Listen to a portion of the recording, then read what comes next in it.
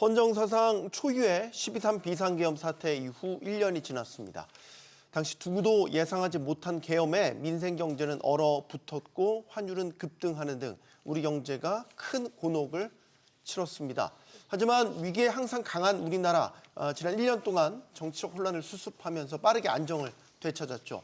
또 새롭게 들어서 이재명 정부 경제를 정상화하는 것에 더해서 새로운 도약을 위해서 총력전에 들어간 상태입니다.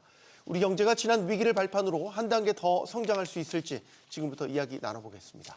함께해 주실 분들 소개해드리겠습니다. 서울여대 경제학과 이종욱 명예교수 나오셨고요.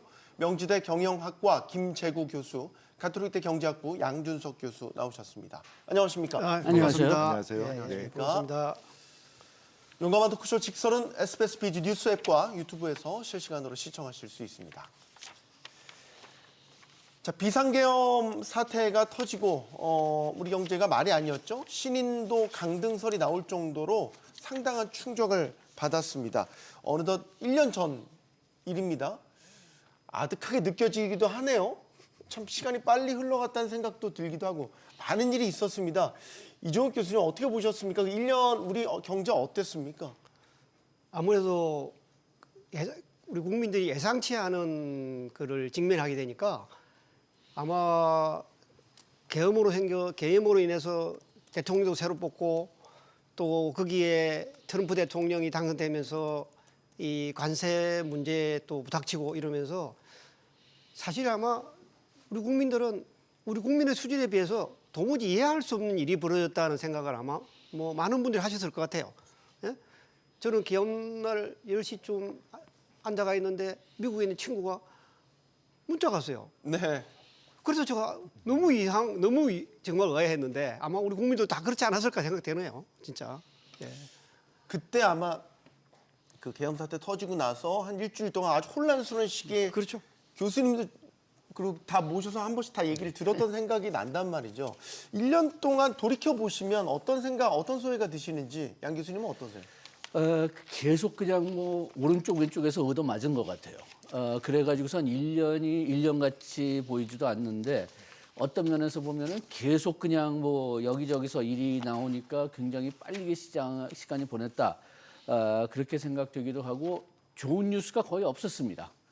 좋은 뉴스가 거의 없었으니까 계속 그냥 뭐 그 나쁜 이야기들만 또 그것도 깜짝깜짝 나오니까 이게 네. 또 1년보다 너무 길었다. 좀 그런 생각이 나오고요. 이게 상당히 좀 그 불확실성인 많은 1년이 됐는데 가장 걱정되는 게 지금 우리가 뭐 뉴노멀 많이 얘기하는데 그런데 진짜 이게 뉴노멀 되면은 어떻게 버텨나갈까? 이게 좀 상당히 걱정되네요. 네. 1년 동안 우리 경제가 받은 상처, 우리 경제에 남긴 상처가 너무 컸죠? 네, 교수님? 네, 그렇습니다. 그 한국이라고 하면은 정말 폐허에서부터 기적처럼 다시 경제와 산업을 일으킨 나라로 유명한데 거기에다가 사실 민주주의라는 측면에서도 상당히 우등 국가라고 네. 평가를 받고 있었습니다. 근데 갑작스런 이제 계엄으로 인해서 우리 국내는 국민들은 물론이고 세계적으로도 굉장히 깜짝 놀랄 이런 충격이 있었다고 봅니다. 다행히 이제 국민들이 지혜를 가지고 또 강고하게 이제 민주주의를 지켜서 신속하게 회복되는 과정은 있었지만 상당히 경제적으로는 큰 상처를 남겼다고 생각합니다. 네. 무엇보다 이제 불확실성이 커지고 대외 신인도가 떨어지는 이런 외부 충격이 있었는데 거기에다가 잘 아시는 바대로 AI라는 그 혁명 또 글로벌 통상 리스크가 이렇게 삼각파고처럼 덮쳐오면서 우리 국민들은 물론이고 기업인들에게 특히 어려운 한 1년이 아니었나 이렇게 생각이 됩니다. 네.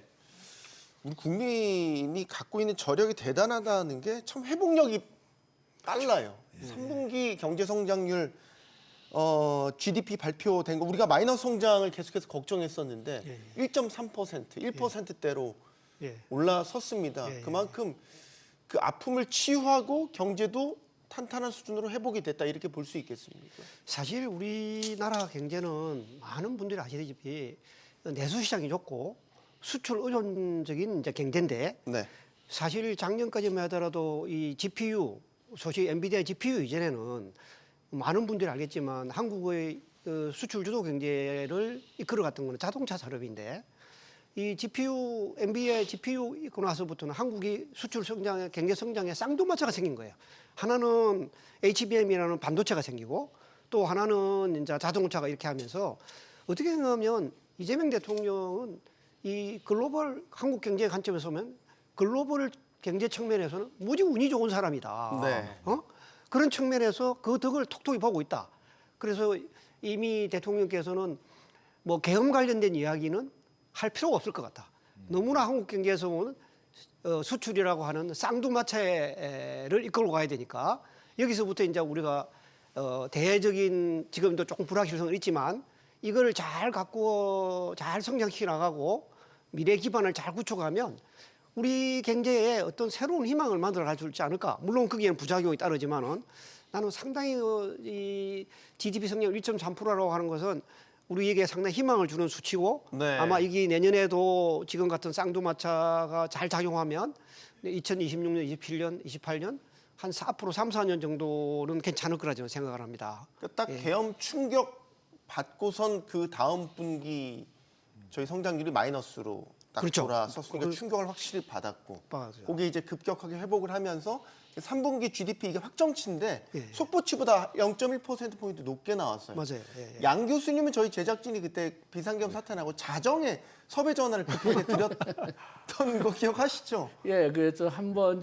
그 전에 예약돼 있었는데 네. 갑자기 그 계엄 때문에 예약이 취소됐다가 그 다음에 또 저희도 갑자기 그때, 또 한 예. 1시간 후에 또 전화 와가지고 난리통이었습니다 그때. 예, 그 급히 구할 수 있는 사람을 찾아가지고 그렇게 해서 처음에 나오게 돼 있다가 취소됐다가 나오게 돼 있다가 그렇게 좀 바뀐 기억이 나는데 그런데 글쎄 뭐 그렇게 될 수밖에 더 없죠. 계엄령이라는 게 그렇게 그 비상사태일 수밖에 더 없고 그 다음에 또 그때 그 상황이 너무나 급격하게 바뀌었으니까요. 우리가 지금 계엄령에 많이 충격을 받았지만은 실제로 그 계엄령이 일어난 시기는 24시간도 안 되니까요. 그래가지고 그 몇 시간 때문에 이렇게 경제가 그렇죠. 충격을 받은 거였죠. 그렇죠.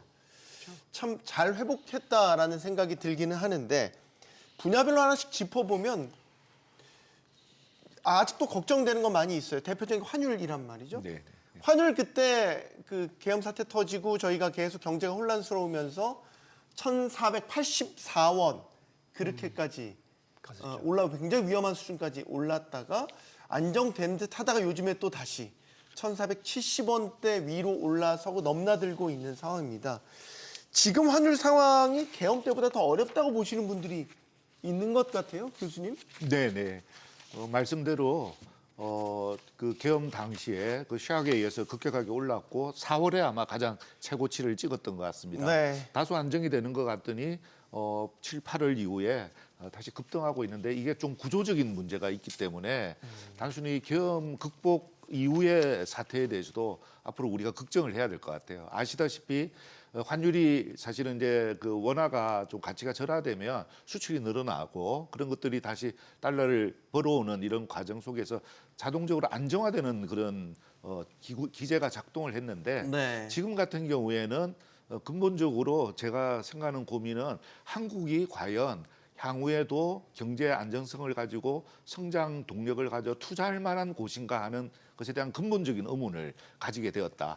대외 투자가 더 급격하게 늘어나고 내년도 기업 전망을 조사했을 때도 네. 국내보다는 해외에 대한 투자를 늘리겠다고 그러거든요. 네. 또 한미 간에 지금 협약이 지금 진행되고 있는 과정이고 이런 상황이기 때문에 서학개미 이런 뿐만 아니라 과연 한국이 자체적으로 계속 그 자본을 투자할 수 있는 유인이 생기고 성장 동력이 강화가 되면은 그것이 환율을 다시 자동 안정화시키는 이런 기제가 작동할 텐데 그러지 않으면 계속 해외로 빠져나간다면 네. 우리의 원화의 가치가 절하되는 이런 문제를 안게 되는 구조적인 이슈가 있다라고 저는 봅니다. 환율이 이렇게 계속 고환율 상태로 계속 가게 되면 우리 실물 경제, 가계 경제 어떤 충격이 가해지나요? 사실 우리나라에서 특히 젊은 세대 분들이 식사하시는 것에 뭐 한 90% 이상은 수입 물품입니다. 밥상 뭐 물가를 밥상 물가 말씀하시는 하시는 거. 거군요. 네. 우리 세대는 주로 쌀 위주의 채소를 먹지만 우리 젊은 세대들은 빵 위주의 서양식을 하시는 분들은 그냥 뭐 90% 이상을 수입 물가 영향받아. 아까 우리 김 교수님 말씀대로 환율이 상승이 되면은 수출하는 사람은 상대적으로 이익을 보겠지만은 우리나라 기업들 가운데 대기업은 대부분 수출을 하지만 중소기업 가운데 수출하는 사람은 전체 가운데서 17%밖에 안 됩니다, 사실은. 네. 그래서 한유의 수혜를 보는 그 범위를 생각해 보면 기업 전반에 한유로 인한 수출에 체감을 하는 곳은 대기업에 편중돼 있고 중소기업은 대부분이 내수를 가지고 있는데 원자재를 수입하니까 중소기업은 더 어려워지고. 네. 그런데 아까 지금 우리가 생각할 부분은 이 탄핵 이후에 환율이 상승을 했다가 사실은 6월 달 정도 우리 대통령이 취임하신 이유는 1,365원 정도로 안정이 됐어요. 안정이 되고 난 뒤에 지금 환율이 위로 올라가거든요. 100원 가까이 넘어 올라가는데 이 부분에 대해서는 경상수지는 경제학적으로 생각하면 이 상품 수지, 경상수지와 상품 수지는 흑자인데 왜 이런 상황이 날 것인가 하는 부분에 대해서 현재 정책 당국이 무엇이 우리에게 새로운 국면을 만들고 있는가를 정말 진지하게 생각해야 된다. 지금 우리 아까 김재우 교수님이나 양 교수님 했지만 한국의 경제 성장을 유도해 가는데 많은 분들은 투자가 지속적으로 마이너스로 투자 부분에서 마이너스 일어나고 있다는 것은 네. 어떻게 생각하면 한국이 이 지속 성장을 위한 이 경쟁력이 좀 없는 거 아니냐. 이런 것이 제가 그럼 실물 경제인데 그렇게 생각해 보면 외국의 그 투자 자본이 들어오는 거라든지 네. 그다음에 직접 투자가 들어오는 자체의 매력을 잃고 있는 거 아니냐. 그렇다 그러면 이 매력을 잃는 이유가 뭐냐 하는 거를 특히 우리 이재명 대통령과 그 내각들은 국민들이 인식하다시피 우리 입장에서 보면 이분들이 가지고 있는 이 시장 경제에 대한 이데올로기가 네. 오히려 지금 이 상황을 만들고 있지 않느냐. 이를테면 반기업 정서적인 거고, 예. 그다음에 조금 이따 우리 이야기 한번 하겠지만, 기업에 우리 밸류업 한다 그랬을 때 밸류업이 과연 주주를 위한 것도 있지만 그 밸류업이 기업의 성장에 대한 의사결정을 하고 투자를 결정하는 오너들, 경영자들을 위해서 우리가 뭘 하고 있는가. 네. 이것이 아마 이 우리 대통령과 이 현재의 내각이 진지하게 고민하지 않으면 네. 아마 밸류업 자체라는 것도 어느 순간에 이게 끊길지 모른다. 사실 윤석열 정부에서도 밸류업 자체를 단기업적으로 하려고 하면서 사실은 그때는 정부 관료들이 뭐시를 걸었어요. 브레이크를 걸었어요.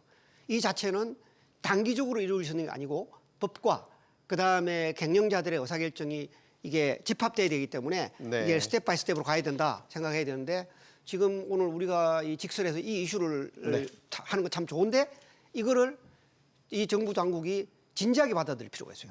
네, 네. 환율 질문 하나 더 드리면 당국의 인식은 환율이 지금 이게 많이 오르는 게 물론 구조적인 것도 있지만 최근에 얘기했던 거는 예를 들어서 서학개미들의 해외 주식 투자, 기업들이 달러 벌어들여서 그대로 풀지 않고 손에 쥐고 있는 거 이런 것들을 원인으로 지목을 했거든요. 어느 정도 공감하십니까? 부분적으로는 공감합니다. 지금 그 해외에 나가는 특히 서학개미들이 나가는 이유를 본다면은 지금 미국 그 주식 시장이 뭐 거기서도 사상 최대를 다루고 있고 그게 주로 AI 랠리 때문이죠. 그래서 좀 특히 젊은 사람들 많이 투자하는 주목을 본다면은 엔비디아, 테슬라 그런 데니까 여기에 돈이 빠져나가는 그런 이유는 그 전에 지금 그 기업들의 해외 투자 같은 것도 말씀하셨지만 그건 옛날서부터 있었던 거거든요. 그런데 여기서 금년 하반기서부터 새로 등장한 요소가 서학개미들이 엄청나게 많이 돈을 보냈는데 네. 이게 구조적인 이유도 있고 우리나라 주식시장이 별로 그렇게 매력적이지 않다. 그렇지만은 또 지금 AI 랠리 때문에 그쪽으로 더 가는 그런 좀 요소가 있기 때문에 AI 랠리가 끝나면은 부분적으로 문제가 해소될 수 있습니다. 그렇지만은 아직까지도 우리나라 주식시장이 그렇게 매력적이지 않다고 그 투자자들이 본다면은 그러면은 다음에 미국에 어떤 랠리가 생길 때 아니면은 다음에 우리나라 주식이 좀 매력적이지 않게 보일 때 네. 그럴 때는 돈이 지금만 같이 이렇게 빠져나가겠죠. 그러니까 지금 우리 하반기서부터는 우리가 전통적으로는 환율을 관리한다고 한다면 외국인 투자를 받습니다. 외국인 투자가 들어오느냐 나가느냐.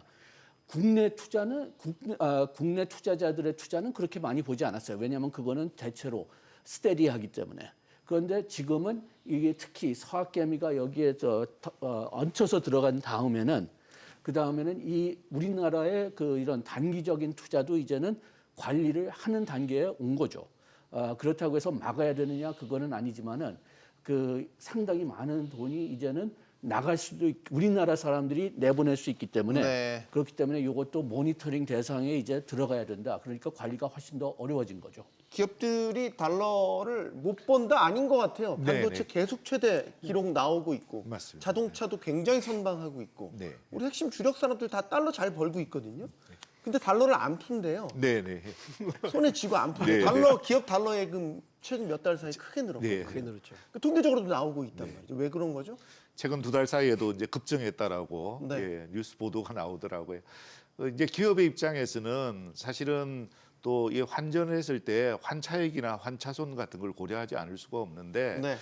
그런 당장의 어떤 이윤뿐만 아니라 사실은 해외에 대한 그 투자에 대한 수요가 예정이 되어 있거든요. 당장 한미 간의 협약을 통해서도 최근에 확정된 바가 있고 그렇기 때문에 이거를 섣불리 또 원화로 이렇게 환전했다가 다시 또 달러로 이렇게 바꾸는 거에 대한 부담이 크기 때문에 어려움이 있을 것 같습니다. 다만 한 가지 고려해야 될 게 저희가 2008년에 키코 사태라는 굉장히 어려움을 네. 겪었는데 최근에 이제 조사한 뉴스들이 나오는 걸 보면 한국 기업들이 그 해외 은행들하고 같이 해서 그 환율 FX 트리거 계약이라는 걸 맺었는데 그게 해지 전략의 일부입니다. 네. 근데 문제는 그게 일정 환율 이하로 안정적으로 되면 그 은행들이 상당히 좀 좋은 조건으로 환율을 해주는데 이게 지금 1,490원이라는 보도가 많이 나와요. 그 이상을 넘어서는 순간 한국 기업이 굉장히 오히려 무리한 조건으로 피해를 손해를 보면서 강제적으로 매각을 해야 되는 이런 파생 상품이거든요. 네. 만약에 그런 사태가 벌어진다면 대기업은 물론이고 중소기업이나 이런 곳의 피해가 정말 눈덩이처럼 커질 수 있기 때문에 당국은 구조적인 위기도 지금부터 대응을 해야 되지만 네. 단기적으로는 사실은 여러 가지 방안들을 불 꺼야 되는군요. 예, 기관들과의 협조라든가 이런 것들을 좀 종합적으로 지금 단기 대책도 생각하지 않을 수가 없는 그런 시점이라고 봅니다. 네. 근데 우리 아까 제가 하는 예. 말씀드리면 아까 우리 대통령실의 정책실장님하고 하는 총재께서 서학개미를 끌고 들어왔는데 사실 통계를 한번 쫙 그 플로팅 해보시면 서학개미들이 이 엔비디아라든지 미국발 AI의 매력적인 기업 투자 시기는 거의 끝났어요. 4월 달에 거의 정점에 와 있었어요.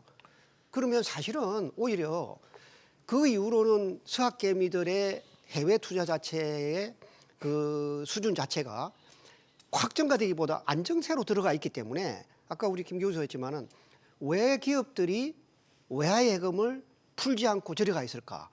저 부분에서 정부가 우리나라의 전국 상황의 불안정성, 만약에 저걸 풀어서 기업들이 달러 수요를 가져갔을 때 정부는 과연 그 기업에게 뭐라고 하겠느냐? 이런 측면에서 저런 부분을 서학개미라 그러지 말고 한국의 품속에 있는 달러를 왜 기업들이 매각하지 않는가에 대해서 정부가 더 진지하게 고민하는 것이 더 올바른 정책 방향이지 서학개미를 꺾고 들어오는 것은 경제 지표로 보면은 난센스예요. 그는 정책 당국이 뭔가 지표를 잘못 보고 있다는 거예요. 주식 투자라고 하는 것은 거의 대부분이 선도적으로 몇 개월 전에 선도적으로 움직입니다. 그래가지고 사실은 아까 우리 양 교수 말씀대로 올 4월까지가 거의 피크로 거의 갔어요. 투자할 사람들은 이미 같이 꼭대기에 투자하게 해서 가는 사람들은 이제는 소수라서 이 나가는 수준이 좀 안정돼 있다 이거야. 그런데 아까 저 말한 대로 기업이 1개월 사이 21%나 달러 예금을 하고 있는 부분이 왜 안 풀까 하는 부분을 정책 당국이 푸는 것이 더 서학개미에 대한 논리를 하는 것보다 네. 훨씬 더 정책 방향이 난 올바르다고 생각합니다. 글쎄요, 저도 이 교수님하고 부분적으로는 동의하지만은 그렇지만 또 제가 알기로는 서학개미 지금 그 현재 문제가 되는 거는 외국인들이 이제 또 우리나라에도 또 그렇죠. AI에 투자했는데 외국인들은 돈을 가지고 나가고 있습니다. 그래가지고선 달러 수요가 크게 늘은 거죠. 지난 한 달 동안은. 네. 그런데 우리나라 서학개미든지 기업이든지 해외에 투자했는데 기업의 입장은 지금 잘 말씀해 주셨지만은 제가 알기로는 서학개미들도 돈을 별로 가지고 오지는 않아요. 미국에서는 미국 투자자들이 미국 시장에 투자했을 때는 돈을 빼고 나오는 사람들이 많은데 우리나라 투자자들은 거기에 계속 그냥 일단은 놔두고 보자는 그런 생각을 가지고 있는데 여기에 뭐 미래 환율 예측하는 데 따라서 일어날 수도 있겠지만은 그렇지만은 근본적으로 우리나라 왜 주식 시장이 왜 이 사람들한테는 매력적이지 않은가? 이것도 한번 좀 우리가 생각할 필요는 있다고 봅니다. 그럼 우리 한국 증시에 대한 저평가는 아직 저평가 상태라고 보십니까? 저는 개인적으로 그렇게 보고 있어요. 왜냐하면은 이번에 우리가 코스피 4천까지 올라갔다고 하지만은 그 어느 기업들이 그 올라갔느냐 본다면은 거의 다 AI 뭐 저 반도체 관련된 기업들이고 네. 그걸 빼면은 뭐 나머지 기업들은 그렇게 올라가지 않았거든요. 그래서 지금 그 AI하고 반도체 올라가는 것은 실물적인 이유가 있어요. 미국에서 AI 데이터 센터를 지금 많이 짓고 있기 때문에 네. 실제 반도체 수요가 그만큼 많이 는 거죠. 그런데 그래서 지금 그쪽이 수혜받는 거는 어떤 면에서는 당연한데 다른 기업들은 다른 산업에 있는 기업들은 거의 그런 그 이득을 받지 못하고 있으니까 우리가 코리아 디스카운트를 해결했다고 얘기하기는 좀 아직 섣부른 것 같습니다. 네. 이재명 정부 들어와서 코스피 5천 시대를 기치를 내걸었고 네. 그걸 뒷받침하기 위해서 뭐 상법 개정 지금 2차례 했고 3차례 이제 하려고 하고 배당 소득 분리과세 최근에 여야 합의했죠. 50억 구간 신설 이런 것들 했습니다. 결국에는 다 이제 저평가를 해소하기 위한 네, 네. 정책적인 어떤 지원인 거잖아요. 네, 네. 어떻게 보십니까 이런 정책 평가에 대해서는? 저는 뭐 한국의 밸류업을 위해서 이제 정시 또 개선을 했던 작업은 상당한 의미가 있다고 봅니다. 네. 특히 그 중에 이제 상법 개정 등을 통해서 이제 주주 권리를 강화하고 이사전들이 그 충실 의무를 주주들에게 확대하는 등 이런 노력들은 일정한 그 효과를 보았다고 보는데 네. 과연 근데 현재 그 기업의 펀더먼탈한 근본적인 체질 자체가 개선되고 성과를 낳고 있느냐라고 하는 이런 부분에 대해서는 여전히 좀 퀘스천이 있는 것 같아요. 그러다 보니까 지금 상당한 정도의 4천 고지를 넘나드는 정도까지 올라섰지만 그 이상을 돌파하지 못하는 이유는 한국이 기업들이 충분히 성장 동력을 갖고 있는가, 우리가 투자할 만한 가치가 있는가 하는 부분에 대해서 확신을 못 주고 있는데 사실은 아까 한국 대기업도 그렇지만 지금 엄청난 자본 수요가 우리에게 필요하거든요. 네. 그 해외 투자도 늘지만 지난 11월 16일 날 우리 한미 협약 다음에 4대 그룹이 대통령하고 만나서 네. 서로 논의한 게 국내 투자하는 액수가 800억입니다. 800조고요. 그리고 그게 이제 용인 클러스터 SK 합 반도체 600조까지 클러스터. 합치면 네. 1,400조를 사실 우리 우리 예산의 한 2배 정도 되는 이런 것들을 5년 동안 하겠다고 사실은 약속을 한 셈이란 말입니다. 그렇지만 어마어마한 이런 자본이 이제 저희에게 필요한데 결국 그걸 끌 수 있는 거는 장사 잘해서 이제 상품 그 아퍼레이션 이익을 얻는 거하고 결국 이런 자본 시장에서 제대로 평가를 받는 이 노력이 필요하기 때문에 지금 현재 한국의 기업들의 입장도 그렇지만 정부가 함께 나갈 거는 한국이 투자 가치가 있는 곳이고 한국 기업들이 계속 성장해 나갈 수 있고 한국 정부는 적극적으로 기업들을 위해서 이런 투자 유인을 받을 수 있는 제도들을 정비하겠다고 약속하는 게 지금 기업 1년을 맞아서 실용 정부가 해야 할 일이라고 저는 생각합니다. 예, 그런데 그게 정부의 역할이냐 기업의 역할이냐 이것도 따져야 되는데 저는 개인적으로 기업의 역할이 더 커야 된다고 생각합니다. 그 이유가 뭐냐? 우리가 코리아 디스카운트를 그 한 2년 전에 진짜 좀 초점을 내기 시작했을 때 문제는 뭐냐? 우리 그 주요 기업들의 저 주식 총가를 계산해보고 그 다음에 지금 자산 가치를 계산해보면은 주식 총가가 자산 가치보다 더 낮았죠. 그건 무슨 뜻이냐? 최소한도 시장 입장에서 봤을 때는 기업들이 미래를 본다면은 손실을 많이 얻을 거라는 뜻이 되거든요. 그래서 지금 가치를 깎아먹을 거다. 네. 그렇다면은 그 책임은 누구에 있는다고 보느냐? 저는 이렇게 해석할 때는 우리나라 경영진에 대한 어떤 그 투자자들의 자신감이 없다고 봅니다. 그래가지고선 그 미국 같은 데나 본다면은 뭐 젠슨팡 같은 사람 와가지고선 맨날 쇼하잖아요.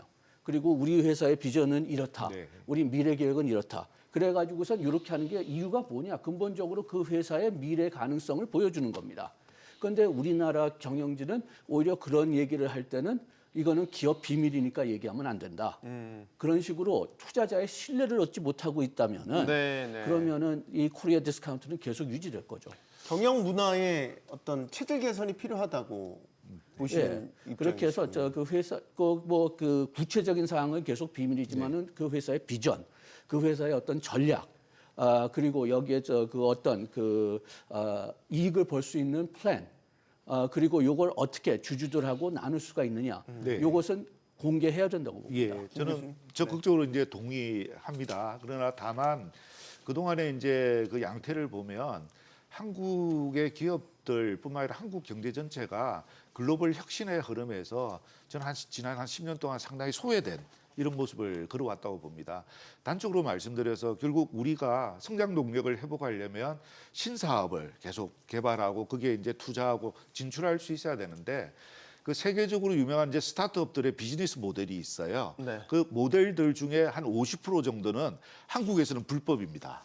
그리고 우리가 AI 하려면 뭐 데이터 센터 구축이라든가 첨단 시설을 위한 투자가 정말 천문학적인 숫자가 필요한데 네. 해외에서는 그게 그 여러 가지 금융 투자 그룹이라든가 이런 것들과 함께 협업해서 투자 자금을 모집하는 게 허용이 되어 있어요. 근데 한국은 CVC라든가 이런 것들이 작동을 한다지만 사실상 그런 금융 기능을 할 수가 없게 되어 있거든요. 그런 상황에서 상당히 발목을 잡아놓고 한국 기업들 보고 뛰라고 하는 이런 형편이기 때문에 그런 불필요하고 시대착오적인 이런 규제에 대해서는 적극적으로 이렇게 완화를 하면서 네. 그러면서 기업의 혁신에 대해서 요구하고 주주로서 또 국민들로서 요청하는 것은 이제 당연하다고 생각합니다. 뭐 사실은 우리 양 교수님 말씀한 거에 제가 좀 그 보완을 좀 하면 세상에 뭐 이 정답이 있는 사회가 없지만 이 양행자 위원이 요즘 뭐 우리 이 국민의힘에서 참 열심히 뭐 탄핵 관련된 거 반성해야 된다 이랬는데 그분이 이렇게 하는 거 보면 그분이 이 삼성전자 있을 때 자기의 경험을 쓴 히든 히로라고 하는 책이 있어요. 히든 히로의 책의 마지막을 보면 우리가 반도체에 성공한 이유를 세 가지를 이야기를 합니다. 이 세 가지를 지금 이제 우리 양 교수님은 AI 시대에 한번 관심을 가지고 봐야 된다. 우리가 반도체가 성공한 1번은 우리 시장이 약한데 글로벌 환경 자체가 너무 좋았다. 두 번째는 정부 정책과 인재 공급이라고 하는 즉 반도체에 필요한 우수한 인재와 정책 방향 자체가 잘 매치돼 줬다. 네. 거기에 이제는 그런 불확실성이 없어졌으니까 기업은 거기에 대한 선제적 선택을 하고 그다음에 그 기업에 근무한 사람들이 기업의 선제적 투자에 대해서 팔로우업으로 내가 국가와 이 회사를 위해서 열정이 있다. 이렇게 생각하면 지금 AI 시대 똑같거든요. AI 시대에 필요한 것은 딱 두 가지예요. 인재와 자본입니다. 인재라고 하는 거는 능력과 지식이 있어야 돼요. 그다음 자본이 그의 자본이 필요해요. 이 자체가. 그러면 인재와 자본을 건데 인재 기업이 인재 마음대로 못합니다. 지금 의과대학 관련된 부분이 나온 이유가 바로 AI 시대는 인재 시대거든요. 그럼 인재를 누가 해야 되느냐? 반도체 성공할 때 보면 국가가 해야 되는 거예요. 국가가 그 부분에서 불확실. 그다음에 그액의 자금을 도전하는데 그액의 자금을 도전하기 위해서 한국이 가지고 있는 금융시장 구조 가운데 아까 시부시 이야기 잘하셨는데 무엇을 바꿔줘야 되는가? 이 부분 자체도 진지하게 고민해야 되고 사실 우리나라 자본시장에서의 금투에 미는 데서나 정부 금융위에서도 그 부분을 하려고 생각을 해요. 그러려 그러면 그 자본 문제를 해결해주고 그다음에 이제 기업가의 불확실성을 해결해줘야 되거든요. 기업가 지금 현재 밸류업 하겠다는데 기업이 우리 갱년 안정하게끔 좀 제도 바꿔달라 그러면 정부 해주면 되지. 해주고 그다음 뭡니까? 잘하나 안 하나 보면 되는 거예요. 안 그래요? 그런데 그거는 보면 정부가 보면은 정부가 지금 이제 우리 상법 개정 가운데서 공개 매수만 되면 돼. 법학하시는 분이 그런 말 하면 안 되죠. 왜 그러냐면 그러면 미국, 영국, 프랑스는 공개 업무 제소 말고 한 4가지 제소를 다 콤비네이션해서 어느 거는 하고 보통 4가지를 다 허락해 준단 말이죠. 그런데 우리나라의 야당 의원 가운데 법학하시는 분이 공개 업무 제도만 된다? 그런 식으로 하면 밸류업 하고 싶어도 경영자가 리스크 테이크에 의한 투자를 못 하는 거예요. 그래 놓고 어떻게 밸류업을 합니까? 그런 식으로 상식에 어긋난 행위를 하시면 안 돼요. 이제. 네. 이 일을 너무 오래 하면 좀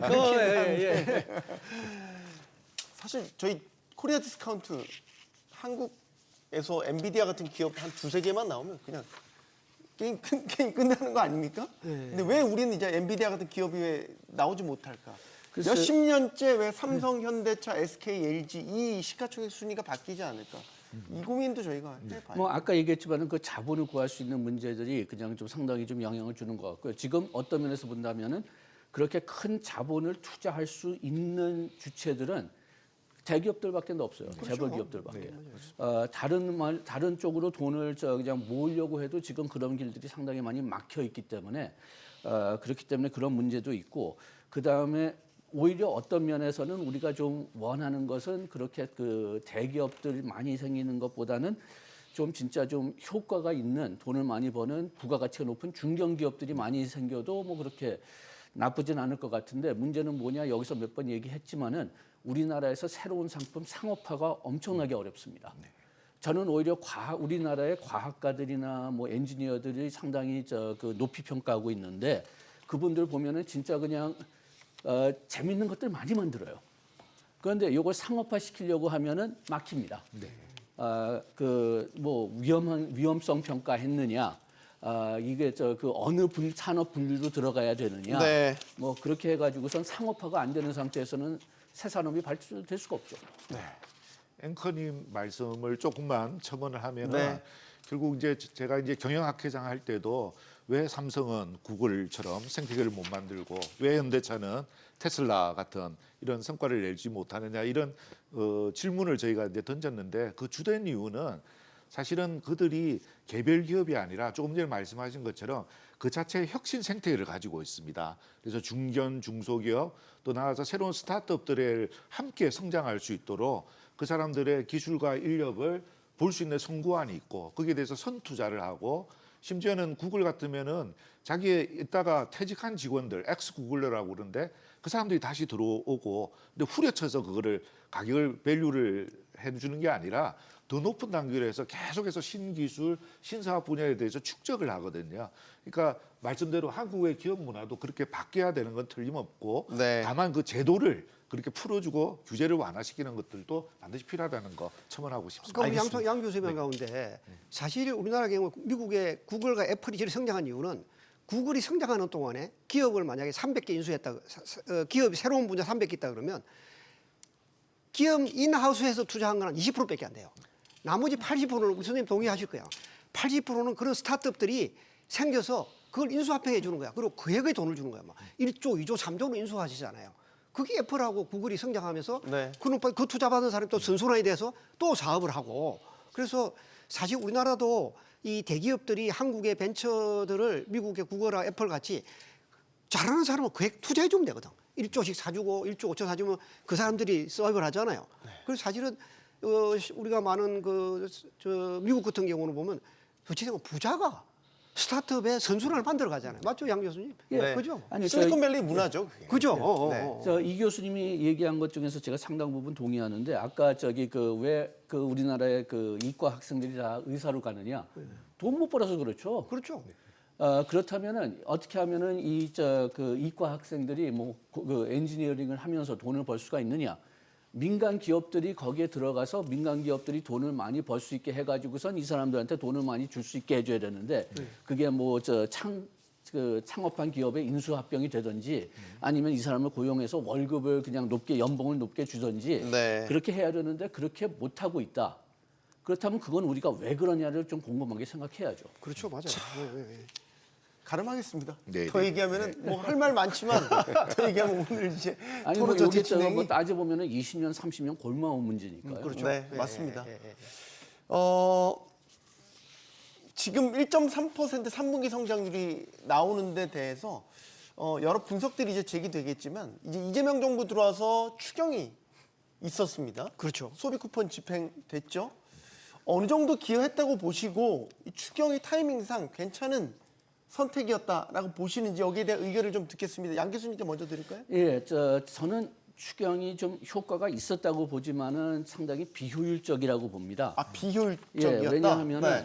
뭐 지금 이제 연구 결과가 나와야 되겠지만은, 우리가 팬데믹 했을 때는 이 승수 효과, 그 실제로 경제에 투입한 돈에 비해서 GDP에 나타나는 효과는 별로 그렇게 높지 않다는 그런 연구 결과가 있었는데, 이번에도 보면은 요게 7월, 8월에 좀 반짝 소비를 늘렸다가 그 다음에 9월에는 다시 소비가 좀 떨어진 것 같아요. 네. 그러다가 지금 와서 또 다시 좀 낙관적으로 좀 이제 소비자들이 바뀐다고 얘기는 하는데, 그렇다면은 요게 좀 일시적인 효과가 없고, 그리고 그 효과가 GDP에도 많이 나타나지 않는데 왜 우리가 여기에 의존하느냐? 좀 이런 논리는 있을 수 있을 것 같아요. 금년에는 경제가 하도 나빴고 네. 그다음에 더 효율적인 조치를 취할 수 있는 충분한 시간이 없었기 때문에 불가피하게 했다. 요거는 좀 그래도 뭐 얼만큼 타당성이 있는지 모르겠지만은 그래도 좀 말할 수 있는 논리인데 요거를 계속하겠다. 요것은 좀 문제가 있는 것 같습니다. 네. 뭐 일단 지금 뭐 추가 추경한다 이제 그런 논의는 없기는 한데 효율성 측면에서 보면 좋은 점수를 주기는 어렵다라고 보셨고 이 교수님. 맞습니다. 그 단순하게 소비를 진작시키기 위해서 정부가 재정을 푼다는 것은 정부는 나중에 그 빚에 대한 재정 적자를 통해 됐기 때문에 빚에 대한 이자와 원금 상환이 따라오는 문제예요. 그렇기 때문에 빚을 내서 소비를 진작하는 것은 코로나 사태 같은 이런 정말 경제 활동이 막혀가 있지 않는 상황이라 그러면 정말 진지하게 생각할 필요가 있어요. 미국 싱가포르 같은 경우 예를 한번 들어보면 싱가포르는 우리나라보다 분명히 GDP 대비 재정 적자 비율이 훨씬 높습니다. 네. 그거는 똑같은 게 뭐냐면 싱가포르는 그 돈을 가지고 해외에 투자해서 거기서 들어오는 이익 자체가 빚을 감고도 남는단 말이죠. 그 수익을 통해서 국민들에게 혜택을 줄 수 있어요. 그런데 우리는 이게 뭐냐 하면 일회성 소비 지출이에요. 그 대신에 그 부채에 대한 원금과 이자는 다시 국민이 부담을 해야 되거든요. 그런데 지금 아다시피 아까 우리 사회자도 말했지만은 지금 AI 시대잖아요. 네. AI 시대에서는 우리가 뭐냐면 인재와 자본이 필요한 시대라고 하잖아요. 그러면 자본이 부족한 국가는 사실이죠, 한국이. 그러면 미래를 두고 가감하게 투자를 해야 미래 세대에 희망이 있는 거지. 현 세대에 소비 조금 한다. 그러면 GDP는 조금 올라갈지 모르지만 우리 경제학이 제일 중요한 거는 기간 간 자원 배분, 특히 미래에 희망을 주는 투자가 가장 효과적이거든요. 그런데 이런 단기적 투자보다는 미래에 희망을 주는 투자를 더 가감하게 하는 것이 국민들이 현재 고통도 참고 희망을 가질 수 있는 거라 저는 생각하거든요. 그런 부분에서는 아까 양 교수님 말씀대로 효과적인 측면에서는 경제에 큰 도움은 되는 것 같지 않다. 제가 정영계 측면에서 보면 우리가 이제 참고 지표로 늘 삼는 게 산업 생산이라든지 네. 건설 경기, 특히 이제 제조업 이쪽 경기인데 이쪽은 어떻습니까? 지금 온기가 돌면서 회복이 되고 있다고 보십니까? 네, 여러 가지 우선 소비 쿠폰 같은 경우에는 그래도 저는 타이밍상으로 적기에 그래도 집행이 되었다고 생각하고 네. 그리고 그것이 어쨌거나 소비 진작을 통해서 일정하게 경기에 기여하는 부분은 있다고 봅니다. 네. 그러나 아시다시피 이제 반도체라든가 몇몇 부분을 빼놓고는 대단한 불경기라고 느끼는 것이 서민들의 체감인 것도 사실입니다. 그래서 말씀 주신 것처럼 그 소비 진작을 위한 이런 쿠폰 같은 형태의 노력들은 불가피한 측면은 있었지만 두 분 교수님께서도 지적하는 것은 단기 앰플 주사만으로는 안 되고 결국은 근본적인 문제를 해결해 나가야 되는데 네. 특히 이제 소비 쿠폰은 좀 물가를 자극하는 이런 부분이 있고 아까 환율하고도 또 관계가 됩니다. 그래서 앞으로는 좀 지양되면 좋겠다라고 하는 게 두 분 교수님과 마찬가지로 저도 똑같은 얘기고 어떻게 하면은 지금 경기를 좀 더 살릴 수 있는가. 그리고 시설이라 조금 전에 말씀하신 인프라 투자 이런 네. 것들이 강화될 수 있도록 뭐 나아가서 이를테면 건설 경기 이런 것부터도 다시 살릴 수 있는 그런 방법에서의 정책 강화가 필요하다고 봅니다. 아까 막 민생 쿠폰 제가 한마디 보면 민생 쿠폰도 정말 어려운 사람들에게 주는 거에 대해서는 동의할 수 있어요. 진짜 어려운 사람들 우리 어려운 생활하는 사람이 한 20% 줬다. 네. 그러면 그건 소비 효과가 있어요. 그렇지만 중산층한테 주고 이렇게 하는 것은 그거는 난 재정의 낭비라 생각해요. 앞으로 민생 쿠폰을 없애는 게 아니라 꼭 필요한 사람에게 주는 거는 현재 재정을 하더라도 큰 부담은 안 생긴다. 그렇지만 이런 식의 민생 쿠폰을 한다고 48조 정도 이렇게 쓰는 것 자체는 나는 재정의 낭비라고 생각해요. 알겠습니다. 예. 자, 지금 내년도 성장률 전망 최근 한국은행이 좀 올렸습니다. 1.8%. 네, 맞습니다. 해외 기관에서 2%대 바라보는 시각도 나왔습니다. 이게 중요한 게 뭐냐면 우리의 잠재 성장률 수준이 딱 2% 내외라고 보기 때문에 계엄 충격을 이제 벗어나서 우리 예전에 갖고 있던 잠재 성장률만큼 우리의 경제 성장률이 올라온다. 이거 의미를 부여할 수 있는 거죠. 예, 그런데 두 가지 측면으로 이걸 좀 봐야 되겠어요. 우리가 지금 막 재정 문제를 얘기했으니까 우리가 지금 그 재정 지출이 지금 8.1% 올라갑니다. 이게 거의 뭐 사상 최대일 거예요. 그런데 지금 우리가 정상 궤도로 돌아가는데 그런데 이렇게 높은 재정 지출이 필요하냐? 금년에는 필요하다고 주장할 수 있었어요. 네. 그런데 내년에 정상적인 성장률로 돌아가는데 그게 꼭 필요하냐? 뭐 기저 효과 때문에 좀 더 높았어야 됐는데 높지 않기 때문에 아직도 좀 뭐 재정 지출 그 푸시가 필요하다고 주장할 수는 있지만은 이렇게 많이 필요하다는 요것은 좀 고려해봐야 되겠고 그 다음에 저 그 1.8%가 지금 말씀하신 대로 그 우리의 저 잠재 성장률인데 1.8% 우리가 저 전에 1.8% 잘하면은 요게 저 침체처럼 느껴졌죠. 왜냐하면 이 성장률이 다 고르게 분포된 게 아니니까요. 네. 그래가지고선 지금 우리의 어떤 면에서는 가장 중요한 면은 이 잠재 성장률을 키우는 건데 잠재 성장률 키우는 것은 우리 보통 통화 정책, 금리 정책이나 뭐 재정 지출로 되지 않고 구조 개혁으로만 가능합니다. 그런데 구조 개혁은 뭐 우리가 지난 20년, 30년 동안 계속 미뤘죠. 그 대신 이제 잠재 성장률이 계속 줄어드니까 이걸 돈으로 또는 금리로 해결하려고 했는데 뭐 약발이 이제 거의 다 간 겁니다. 그래가지고선 그 우리가 보통 생각하는 이런 그 정부 지출 정책, 금리 인하 정책 가지고 저 잠재 성장률을 올릴 수 있는지 요거는 굉장히 좀 그 저는 그 네. 어렵다고 봅니다. 김재국 교수님께는 이 부분을 여쭤보고 네, 싶어요. 네. 최근에 이제 수출입 지표 나왔는데 뭐 월간 최고 기록이었습니다. 네, 네. 지금 이 상태로 가면 처음으로 우리가 연간 수출 7천억 달러 네, 네. 그리고 우리 일본 수준으로 딱 올라서는 거거든요. 네, 네. 지금 청신호에 달성할 것 같아요. 네, 네. 근데 이제 7천억이라는 금자탑을 세웠지만 그 이면을 보면 반도체, 뭐 자동차 네, 네. 몇 개 업종이 너무 이제 편중돼 있다라는 네, 네. 거에 문제가 있죠. 우리의 중소기업, 중견기업의 현황을 보면 전체 산업의 온기가 지금 돌고 있냐 여전히 의문점이 남는다. 네, 말이죠. 네, 어떻게 네. 보십니까? 그 말씀대로 사실은 이제 좀 편중되어 있다라고 하는 것에 가장 큰 문제가 있다고 봅니다. 네. 그러나 저희가 이제 낙수 효과 같은 것들을 생각했을 때 이제는 그 대기업으로부터 중소기업이라든가 이런 곳에 낙수 효과가 없어졌다라고 얘기하는 분들도 있지만 저는 이 견인 효과가 상당히 있다고 봅니다. 네. 대만 같은 경우는 부품 업종이 이제 굉장히 강세가 있지만 완제품 세트 기업이 없었거든요. 오히려 중국의 메인랜드에서 그거를 뭐 이렇게 가져가서 했던 그래서 그러다 보니까 이제 국부가 어떻게 보면 유출되는 이런 효과가 있었는데 한국은 지금 이제 대기업들이 선도하면서 거기에 따른 소부장, 소재라든가 부품이라든가 이런 곳에서도 네. 계속해서 이제 투자가 일어나고 경쟁력이 높아지는 이런 효과가 있기 때문에 저는 그것은 상당히 이제 긍정적인 신호라고 생각을 합니다. 다만 향후를 바라봤을 때 지금 반도체와 자동차 같은 몇 개만 얘기하는 걸 봤다시피 그동안 한국을 이끌어왔던 10대 주력 산업 업종들이 있습니다. 네. 근데 그것들의 그 단적으로 얘기해서 중국의 다 경쟁력이 지금 뒤처지고 있거든요. 그나마 지금 금형되는 업종들이 아직은 우리가 경쟁력을 가지고 있기 때문에 그것이 이제 나타나고 있는데 지금 현재 그 여러 가지 이제 유화 부분이라든가 이런 부분에 대해서는 어차피 이제 불가피한 산업 구조 조정을 과감하게 행하고 새로운 신산업에 대해서 성장 그 동력을 갖출 수 있도록 해서 중국뿐만 아니라 다른 주요 경쟁국들에 비해서 경쟁 우위를 우리가 지금 확보하지 않으면 말씀하신 대로 기술, 인력, 자본을 총동원해서 확보하지 않으면 우리에게 미래가 없기 때문에 네. 지금 이 편중되는 것에 대해서 걱정을 더 많이 하고 계신 것 같습니다. 마지막 질문 드릴 때가 돼서요. 이제 이재명 정부에서 그러면 우리 경제 분야에서 과제가 뭘까? 이재명 정부가 가장 기치로 내거는 거는 AI 3대 강국.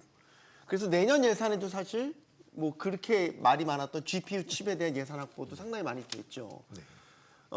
과제가 뭐라고 보십니까? 한국 경제 이제 온전히 회복을 해야 되고 더 나아가서 그 이상의 도약을 해야 되는데 양 교수님께 먼저 듣겠습니다.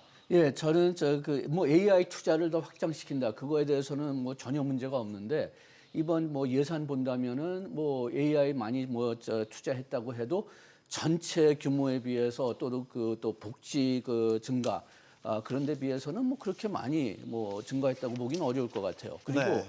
상당히 많은 그 기술자들이 얘기하기로는 우리나라가 어떤 면에서는 벌써 이미 3위입니다.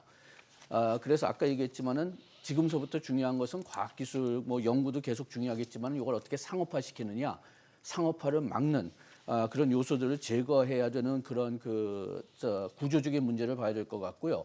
그다음에 제가 오히려 어떤 면에서 더 걱정되는 건 우리가 다 지금 다 AI에 베팅을 하고 있기 때문에 네. 다른 산업들, 다른 뭐 신기술들 그런 건 무시하지 않을까. 이게 좀 상당히 걱정되는 면이 있습니다. 왜냐하면 우리가 뒤통수를 맞을 수 있거든요. 우리가 지금 AI 랠리 때문에 지금 뭐 90년대 닷컴 거품을 많이 얘기하는데 그런데 그때 우리가 봤을 때하고 지금 비교했을 때 SNS가 이렇게 뜰지 생각을 못했죠. 그리고 인터넷을 통해서 생산성을 높이겠다. 회의 같은 거 안 하겠다. 오히려 원격으로 뭐 사람들 뭐 만나게 하고 뭐 그렇게 그런 활동을 강화하겠다. 그런 거는 별로 실현되지 않았습니다. 지금 다 사무실로 돌아오라고 하잖아요. 팬데믹 때 다 원격 업무했다가. 네. 그렇기 때문에 미래는 어떻게 될지 모르기 때문에 최대한 가능성을 열어줘야 되는데 뭐 아까 얘기했지만 AI 투자를 늘리는 것은 그렇게 뭐 제가 반대하거나 뭐 그렇지 않고 오히려 좋지만은 그렇지만 다른 산업들도 뜰 수 있는 그런 가능성이 바뀌면은 적응할 수 있는 그런 융통성을 만들어줘야 되는데 네. 지금 AI에 너무 신경 쓰면은 이런 융통성을 막지 않을까 좀 걱정됩니다. 네. 이종욱 교수님. 사실 지금 우리나라에서 아까 사회자가 질문하신 내용을 우리도 좀 이제 생각을 좀 달리 해야 될 것 같은데요. 한 반의 학생이 모두가 공부를 잘할 수는 없죠. 그죠? 네. 잘하는 사람도 있고 또 중간쯤 하는 사람도 있고 그러잖아요. 근데 잘하는 사람은 더 잘해 가야 되는 거죠. 그러니까 지금 우리 수출을 이끌고 있는 AI 반도체다 그러면 AI가 반도체가 잘 되게끔 끄고 가는 것도 괜찮아요. 그 다음에 또 뭐냐 아까 양 교수님대로 새로 또 오는 우리 요즘에 이제 뜨는 가운데 K컬처, 네. K푸드. 그 다음에 이런 쪽은 새로운 산업 가운데 하나거든요. 네. 그런 것이 뜰 수 있게끔 해주는 게 중요하고 AI 같은 경우도 아마 정부가 했지만은 우리나라 AI 가운데 미국 같은 LLM 대형 언어 모형은 아니고 네. 대부분이 피지컬 AI라고 하는 것 네, 같아요. 피지컬 AI 같은 경우는 우리가 가지고 있는 제조업이라는 거 하고 그다음 우리가 지금 가는 K컬처하고 연계되면 이 자체가 아까 김 교수님 말했죠.